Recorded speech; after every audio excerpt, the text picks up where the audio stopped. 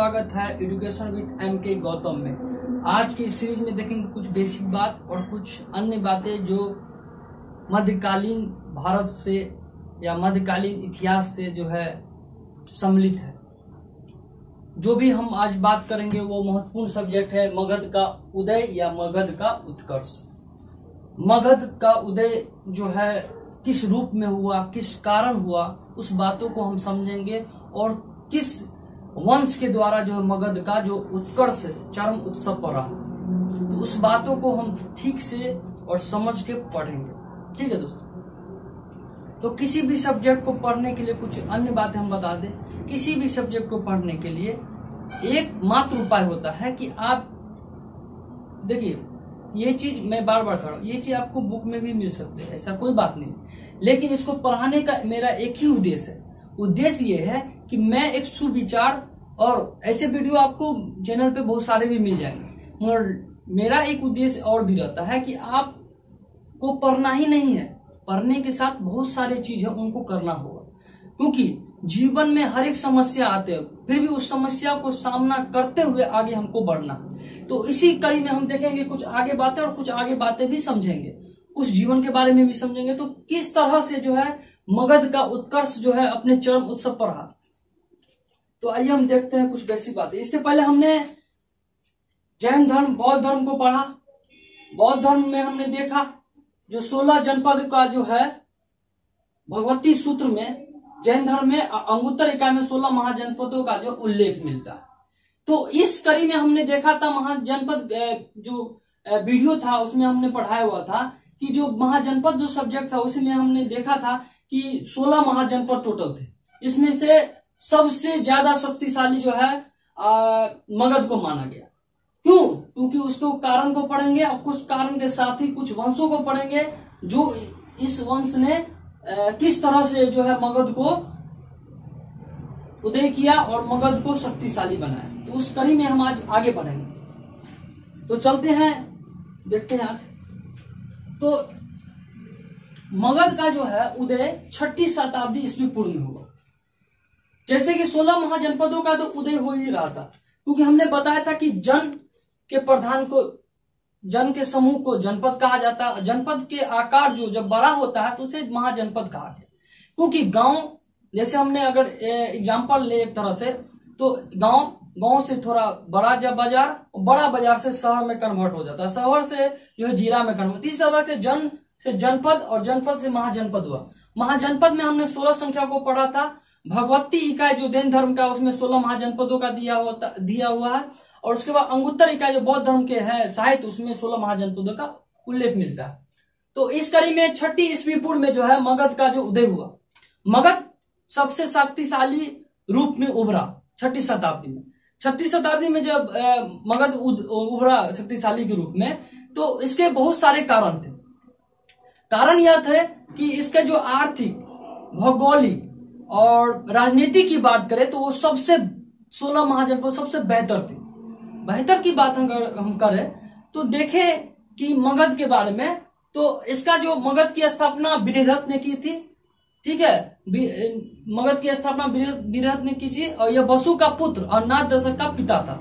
तो यह जो बृहद्रथ है उसने मगध की स्थापना की थी, ये क्वेश्चन आ सकते हैं। इसका जो अर्थ है, 16 महाजनपद सबसे शक्तिशाली था, जिसमें इसका अर्थवेद में सर्वप्रथम इसका उल्लेख मिलता है, जिसमें हमने ऋग्वेद, सामवेद, यजुर्वेद और अर्थवेद में बताया था। जो अर्थवेद जो जातुतोना के बारे में हमने बताया था, तो आप उसके डिस्क्रिप्शन में लिंक है या आप प्ले लिस्ट में जाकर उन्हें देख सकते हैं। तो जो अथर्ववेद है उसमें जो इनका मगध का जो है उल्लेख मिलता है।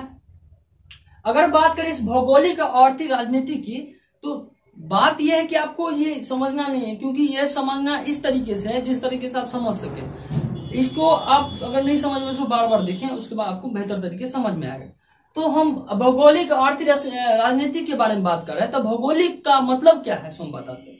भौगोलिक का मतलब है कि मगध जो उस टाइम में था, जो कि इसके राजधानी राजगिरी हुए, फिर पाटलिपुत्र हुआ, फिर वैशाली हुआ, इस तरीके से इनका राजधानी में परिवर्तन हुआ। राजधानी में परिवर्तन होने का कारण यह हुआ कि जो यहाँ जो भी इसके राजधानी हुए वह सबसे महत्वपूर्ण जगह और सबसे भौगोलिक स्थिति में सबसे शक्तिशाली जगह और सबसे उपज जगह था। अगर भौगोलिक स्थिति की इसकी बात करते हैं, यह जो मगध था वो चारों तरफ से, अगर बात करें पांचों तरफ से, यह पहाड़ों और मतलब कि जंगलों से घिरा हुआ था। इसी कारण जो है यहाँ पे ज्यादा मात्रा में उपज होता था, और यह पहाड़ों से और नदियों के द्वारा यह घिरा था। इसी कारणवश जो है भौगोलिक कारण इसका सबसे बेहतर रहा। इसी कारण यह सबसे उदय और चंद्र उत्सव पर शक्तिशाली के रूप में उभरा। क्योंकि भौगोलिक ऐसा क्षेत्र था, क्योंकि भौगोलिक में ऐसा था कि चारों तरफ से, पांचों तरफ से घिरा हुआ था, पहाड़ों से, नदियों से, जंगलों से, जिसमें छोटा नागपुर पठार भी जो एक जंगलों और लोह के बारे में जानते हैं हम लोग, तो वो भी इसी इलाके में पड़ता था, जो कि हमने बताया था कि मगध की राजधानी राजगिरी जो वर्तमान में पटना और गया के क्षेत्र में पड़ता है। तो हमने देखा कि भौगोलिक स्थिति इतनी बेहतर थी कि कोई भी राजा ऐसे आक्रमण करके कोई राज्य में घुस नहीं सकता, और राज्य में घुसने के अलावा ना ही इसे आ सकता है आसानी से। तो इसी तरीके से इन्होंने भौगोलिक स्थिति को बेहतर बना के इस राज्य को बनाया हुआ था। आगे आर्थिक स्थिति की बात करें तो जैसे कि हमने बताया कि पांचों तरफ से यह पहाड़ों और जंगलों से और पानियों से घिरा हुआ था, जल से घिरा हुआ था, तो उसी प्रकार यह आर्थिक रूप से सबसे बेहतर था। क्यों? क्योंकि यहाँ पे जो है उपज सबसे ज्यादा होता था, और उपज होने के कारण यहाँ ज्यादा जब ये उपज ज्यादा होगा तो उस उपज को हम क्या करेंगे, हम कोशिश करेंगे बाहर मतलब उनको भेजने की, बाहर आयात करने की। तो इसी प्रकार से यहाँ आर्थिक स्थिति इतनी बेहतर थी क्योंकि यहाँ उपज ज्यादा मात्रा में होता था, और इसी कारण से इसका जो आर्थिक स्थिति सबसे बेहतर रहा। और इन उपजों को हम क्या करते थे कि बाहर के इलाकों में इससे आयात करते थे, और इससे हमें धन अर्जित होता था। कुछ मतलब कि धन अर्जित होने के कारण इसकी आर्थिक स्थिति सबसे बेहतर रही मगध की। राजनीति की बात करें तो राजनीतिक में अगर हम बात करें एक तरह से, तो इसे हम हर्यक वंश, बिम्बिसार वंश, शिशुनाग वंश, मतलब जितने भी मतलब हर्यक वंश, शिशुनाग वंश, नंद वंश और मौर्य वंश की हम बात करें तो राजनीति में इनका भी आ सकता है। अगर प्राकृतिक कारण के बारे में बात करें राजनीतिक में, तो इसका राजनीति ये है कि जो भी इस वंश के जो मगध में जो राजा बने वो सबसे शक्तिशाली रूप में उभरे का कारण क्या हुआ कि इन्होंने हर तरह से प्रयास किया मगध को चरम उत्सव पर लाने की। इसी कारण से उन्होंने कोशिश किया कि जितने तरीकों से इन्हें विस्तार किया जाए वो भी कम है। जैसे कि हम बात करें तो आगे पढ़ेंगे कि इसमें राजगिरी पहली इसकी राजधानी हुई, राजधानी होने के बाद इसकी वैशाली भी राजधानी हुई, इसके बाद पाटलिपुत्र भी राजधानी हुई, उसके बाद धीरे धीरे अन्य क्षेत्रों को इसमें मिला लिया गया। तो हम कुछ राजाओं के बारे में देखेंगे। राजनीतिक कारण में यह भी है कि छोटा नागपुर पठार में जो है ज्यादा मात्रा में लोहा अयस्क मिलता था, जिसके कारण से औजारों की मात्रा और सैनिकों का जो अस्त्र शस्त्र है वो मतलब कि ज्यादा मात्रा में उपलब्ध था, जिस कारण से युद्ध में लड़ने के लिए जो है ज्यादा मात्रा में हथियारों का उपयोग किया जाता था, जो छोटा नागपुर पठार में मिलता था। और उसी जंगल में, छोटा नागपुर के जंगल में और मगध के इलाके में हाथियों का भी बहुत बड़ा झुंड था, जिस कारण से युद्ध में लड़ने के लिए हाथियों का भी सबसे बड़ा सहयोग रहा। तो हम कुछ आगे की कड़ी में देखेंगे कि जिस तरीके से मगध को चरम उत्सव पर लाया गया, उसी तरीके से इनको और भी बढ़ाया गया और भी विस्तार किया गया। और अनेक राजाओं, जिस तरह से राजाओं का जो मतलब कि लगातार उनकी जो क्रम चली, तो उस तरीके से उन्होंने सोचा कि जिस तरीके से वो इनका विस्तार करते रहे और किसी भी तरीके से उनको नहीं छोड़ा विस्तार करने में। तो उन्होंने, जैसे कि हम अगर बात करें कुछ भौगोलिक स्थिति, हमने बता दिया कि भौगोलिक स्थिति, आर्थिक स्थिति इसकी सबसे प्रभावशाली रही। इसी कारण यह मगध जो है सबसे शक्तिशाली रूप में उभरा। मगध के उदय में जो है निम्न वंशों का भी सहयोग रहा, जैसे कि हर्यक वंश, शिशुनाग वंश, नंद वंश और मौर्य वंश। हर्यक वंश की बात करें तो हर्यक वंश जो है मगध का प्रथम वंश हुआ। मगध का प्रथम वंश होने के कारण यह पिर्त हंता के नाम से जाना जाता है, क्योंकि इसके बारे में कुछ आगे पढ़ेंगे। उसके बाद फिर हंता के बारे में भी बात करें तो हर्यक वंश का जो कार्यकाल है 544 बीसी से लेकर 444 बीसी तक इनका कार्यकाल हुआ। जैसे कि हमने बताया कि मगध का प्रथम वंश और पितहंता वंश के नाम से यह प्रसिद्ध है हर्यक वंश, जिसमें प्रमुख राजाएं आए और शासक आए और उन्होंने इनका विस्तार अच्छी तरीके से किया। जैसे अगर बात करें बिम्बिसार की, तो बिम्बिसार इस वंश का संस्थापक था और इस वंश के संस्थापक थे ही, लेकिन इन्होंने जो है मगध को सबसे ज्यादा विस्तार के रूप में लाया। क्यों? क्योंकि यह जो है अगर बात करें तो हम इसके बारे में कारण भी बात करें तो पहले से पढ़ लें कि संस्थापक के बाद बुद्ध का मित्र भी था और संरक्षक भी। जब बुद्ध का जब तबियत मतलब कि जो बीमार पड़े बुद्ध, तो उन्होंने बिम्बिसार जो बौद्ध धर्म से संबंधित है, इस बात को आप ध्यान रखिए, बिम्बिसार जो है बौद्ध धर्म से संबंधित है और बुद्ध का मित्र और संरक्षक भी थे। ठीक है, तो इसी कारण बस जब बुद्ध बीमार पड़ गए तो इन्होंने राजवेद जीवक को भी भेजा था। तो इसकी राजधानी अगर बात करें तो अगर पूछ दिया जाएगा कि मगध की राजधानी प्रथम राजधानी मगध की क्या थी, तो राजगिरी और ग्रीविज थी। तो बिम्बिसार की जो राजधानी थी वो राजगिरी और ग्रीविज रही। इसने विजय एवं विस्तार की नीति की शुरुआत, इसने जो है विजय मतलब जिस राज्य में जाते थे युद्ध लड़ने के लिए या युद्ध करने के लिए, तो उन्होंने एक ही नीति अपनाई थी कि इस राज्य को जीतना है और इस राज्य को जो मगध राज्य था उनका उसको विस्तार करना है। तो इसी को लेकर उन्होंने इस अपने कार्यकाल में सोचा कि सबसे ज्यादा हम इनको पूरा करें। तो इसने विजय और विस्तार की नीति की शुरुआत की। यह प्रथम वंश था जिसने वैवाहिक संबंधों से साम्राज्य करने में विस्तार की। जैसे कि हम बात करें तो बिम्बिसार ने जो है वैवाहिक जो संबंधों को लेकर उन्होंने साम्राज्य को विस्तार किया। क्यों? क्योंकि उन्होंने सोचा कि क्यों ना हम किसी भी रानी या किसी भी राजा को अगर कि राजा की पुत्री या किसी अगर अन्य राजा की पुत्री से अगर विवाह कर ले तो वो राज हमारा हो जाएगा। हमारा होने के खातिर हम उसका जो प्रभावशाली है वो अपने तरीके से बना पाएंगे। तो इस कड़ी में उन्होंने क्या किया कि उन्होंने वैवाहिक संबंधों को साम्राज्य के विस्तार के लिए अपनाया। तो उन्होंने पहला विवाह जो है महाकौशला देवी जो कौशल राज की पुत्री थी और प्रसन्नजीत की बहन थी, कौशल राज की पुत्री और प्रसन्नजीत की बहन थी चेलेना। दूसरा विवाह उन्होंने चेलेना से किया जो लिच्छवी राजकुमारी थी और अजातु शत्रु की माँ, जो इनके पुत्र होते बिम्बिसार के, उनके जो पुत्र हैं अजातु शत्रु, उनकी माँ थी यह चेलेना। क्षेमा की बात करें तो यह मध्य कुल की राजकुमारी थी और पंजाब का इनके अंदर क्षेत्र था। तो जैसे ही इन्होंने विवाह करके अपने राज को विस्तार किया, साम्राज्य को विस्तार किया और मगध को अपने रूप में शक्तिशाली रूप में ढाला, उसी तरीके से इन्होंने उत्तर और पश्चिमी क्षेत्र में अपना जो प्रभावशाली अधिकतर बना लिया। तो उन्होंने क्या किया कि विवाह करके एक ऐसा प्रथम राजा था, अगर पूछ दिया जाएगा कि प्रथम राजा कौन थे जिन्होंने वैवाहिक रूप से साम्राज्य को विस्तार किया, तो वो बिम्बिसार था। यह बौद्ध धर्म से संबंधित थे। राजवेद जो इनके जीवक जो थे उनके इन्हीं के दरबार में रहते थे। उन्होंने बुद्ध जब बीमार पड़े उनको मतलब उपचार करने के लिए भेजा। अवंती के राजा प्रभोत की सेवा करने के लिए राजवेद के जीवक को भेजा। अब कह रहे होंगे प्रभोत, राजा प्रभोत कौन? तो अवंती के जो राजा थे राजा प्रभोत थे। अवंती और जो मगध है उनकी जो उस कार्यकाल में बहुत मतलब कि बड़ा संघर्ष हुआ अवंती और मगध के बीच। लेकिन उन्होंने युद्ध करते करते जो है बिम्बिसार और राजा प्रभोत की जो है मित्रता हो गई और मित्रता होने के कारण इन्होंने अवंती इसके जब ये इनको राजा प्रभोत को पीलिया हो गया था, इसी कारण वह राजवेद जीवक गए थे बिम्बिसार के कहने पर। तो राजा प्रभोत अवंती के राजा थे और अवंती और मगध के बीच बहुत से लंबा संघर्ष भी चला और संघर्ष के कारण जो है इनकी और मगध बिम्बिसार की दोस्ती होगी। बिम्बिसार ने ब्रह्मादत्त की हत्या करके अंग को भी मिला लिया। अंग महाजनपद था, उनको भी मिला लिया। किसने? बिम्बिसार ने, और अवंती को भी एक तरह से मिला लिया था। तो इन्होंने ब्रह्मादत्त की हत्या करके अंग को भी मिला लिया।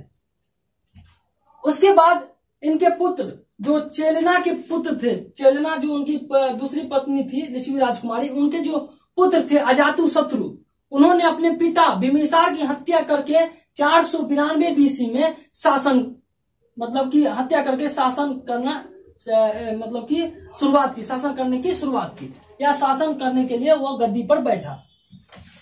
592 ईस्वी में पिता की हत्या मतलब बिम्बिसार की हत्या करके जो है अजातु शत्रु बैठा, जो हमने बताया था पृथहंता के बारे में, जो यह हर्यक वंश पृथहंता के नाम से भी जाना जाता है। इसका कारण क्या है कि जो भी वंश आए मतलब कि जो भी हर्यक वंश के जो शासक है उन्होंने क्या किया कि अपने पिता को हत्या करके गद्दी पर बैठते चले गए, इसलिए पितृहंता मतलब पिता की हत्या करने वाला कहा गया। अगर बिम्बिसार की अगर एक और पॉइंट अगर ले तो बिम्बिसार को सेना रखने वाला, क्योंकि इसकी जो सेना थी सबसे ज्यादा मात्रा में थी, इसलिए इसे सेना नायक और सेना रखने वाला भी कहा जाता है। इसलिए बिम्बिसार को सेना नायक कहने वाला कि इसके जो साम्राज्य थे इनमें 80,000 लगभग सेना थे, जिसमें अधिक मात्रा में हाथी भी थे, लेकिन यह संभावित रूप से देखा गया है। मगर इसका जो कुछ साहित्य के रूप में बताया गया कि 80,000 लगभग इनके सैनिक थे, तो इसे सेना नायक भी कहा गया। अजातशत्रु की अगर बात करें तो इनका कार्यकाल 492 से 460 था। इसे कुनिक भी कहा जाता है। यह मतलब अगर पूछ दिया जाए कि कौन से ऐसे शासक हैं जिसे कुनिक कहा जाता है तो वह अजातशत्रु है। 492 से 60 तक इनका कार्यकाल रहा। इन्होंने पिता की हत्या, बिम्बिसार की हत्या करके गद्दी पर बैठा। इसने अंग, वैशाली, कौशल और काशी को मगध में मिला लिया। अगर हम बात करें कुछ ऐसी बात मतलब कुछ ऐसी कार्यकाल की, तो जिसने जैसे कि हमने देखा कि अवंती और अंग को मिला लिया बिम्बिसार ने, उसी प्रकार जो अजातशत्रु भी एक शक्तिशाली राजा के रूप में उभरा और इन्होंने मगध जितना विस्तार उससे भी अधिक विस्तार करके ले गए। उन्होंने कई राज्यों को अपने मगध में मिला लिया, मगध में मिलाया, मगध में मिलाया। ठीक है, तो अंग, वैशाली, कौशल, काशी को इन्होंने मिलाया। अगर कुछ इसके बीच अगर कुछ स्टोरी की बात करें तो कौशल जो था राजा प्रघोत की मतलब कि कौशल जो था और मगध के बीच बहुत लंबा कार्यकाल चला। इन्होंने बिम्बिसार ने टोटल 52 वर्ष तक जो है शासन किया। ठीक है, 52 वर्ष तक जो है बिम्बिसार ने शासन किया और अजातशत्रु ने 32 वर्ष तक शासन किया। ठीक है, तो ध्यान में रखिएगा इस बात को। तो इसके समय में जो महात्मा बुद्ध थे, जो इनके समय में प्रथम बौद्ध सभा भी हुई और महापरिनिर्वाण भी हुआ। तो ये भी क्वेश्चन आ सकते थे कि इनके कार्यकाल में जो है महापरिनिर्वाण एवं प्रथम बौद्ध सभा हुई। जो कौशल और काशी इनको कैसे मिला वो भी हम बता देते। हुआ क्या, जो काशी के जो राजा थे उनके राजा से इन्होंने पुत्री से विवाह कर लिया और विवाह करने के कारण काशी इनको दहेज में मिला। ठीक है, और कौशल की बात करें तो कौशल इन्हें तब मिला जब 16 वर्षों तक इन्होंने संघर्ष किया। क्योंकि आप देख रहे हैं कि जो कौशल था वो उनकी जो मतलब कि प्रथम माँ की जो है मतलब कि प्रथम माँ की जो है नैहर थी, उन्होंने कौशल को भी अपने अंदर मिला लिया। इन सब को मिलाकर मगध में एकत्रित कर दिया और उनका अधिक से अधिक विस्तार किया। अगर हम वैशाली की बात करते हैं, इसका ननिहल्ला जो है वैशाली पड़ता था, क्योंकि इनकी मां लिच्छवी जो है उन्हीं लिच्छवी की शासक लिच्छवी की राजधानी जो है वैशाली पड़ती है। तो वैशाली कैसे मिला है, तो वैशाली उनका संबंध था, वैशाली संबंध था। उन्होंने क्या किया, षड्यंत्र रच के और फूट डाल के जो उनको 16 वर्ष का लंबा संघर्ष करके वैशाली को भी अपने अंदर में मिला लिया। तो इस बात को आप ध्यान में रखिएगा।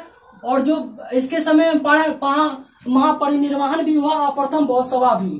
तो इस बात को ध्यान रखिएगा कि अजातशत्रु जो है इनके अजातशत्रु के कार्यकाल में प्रथम बौद्ध सभा और महापरिनिर्वाण भी हुआ। उसके बाद उद्यन एक इनका शक्तिशाली रूप में भी उभरा।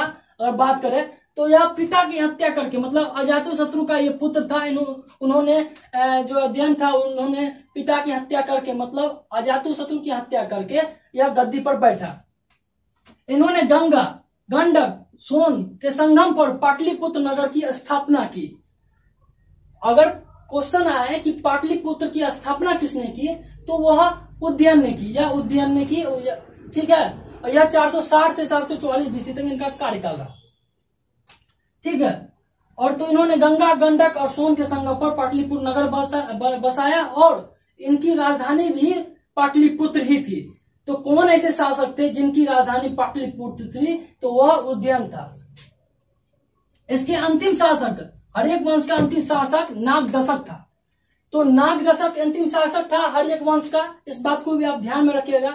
नागदशक की जो शिशुनाग वंश के जो शासक थे शिशुनाग, वो इनके मतलब कि उनके सैनिक थे, अपरघात थे, उन्होंने इनको अपदस्थ करके इनकी मृत्यु कर दी और उन्होंने शिशुनाग वंश की स्थापना की थी। अपदस्थ होता है, उनकी मृत्यु कर, अपदस्थ करके उनकी मृत्यु कर दी और इसने शिशुनाग वंश की स्थापना कर दी। इनके संस्थापक जो है शिशुनाग वंश को ही माना जाता है।